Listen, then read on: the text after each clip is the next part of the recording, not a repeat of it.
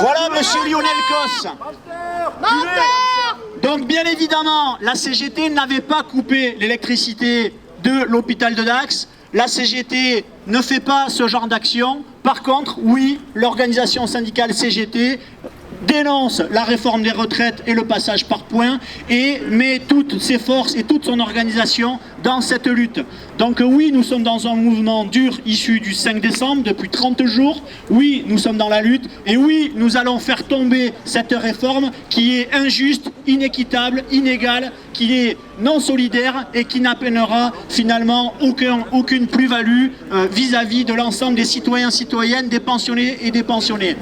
Donc, qu'est-ce qu'il a dit? Il a dit qu'on avait coupé l'électricité à l'hôpital de Dax. Il est allé même plus loin dans son emballement médiatique en disant que non seulement on avait coupé l'électricité, mais qu'on avait empêché des interventions chirurgicales, qu'on avait empêché des opérations et que c'était donc irresponsable. C'est des menteurs là.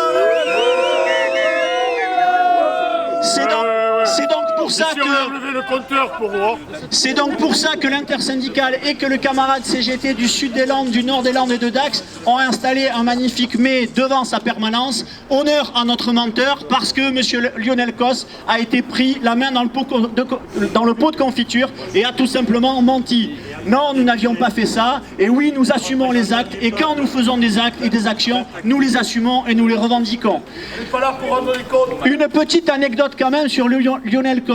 Il faut savoir qu'en mars 2018, avec Richard Ferrand à l'époque, il avait présenté 2 projets de loi pour lutter contre les fausses informations. C'est le projet de loi numéro 799 et 772. Donc il serait de bon ton qu'il s'applique à lui-même ce qu'il veut faire voter auprès de ses citoyens et concitoyens.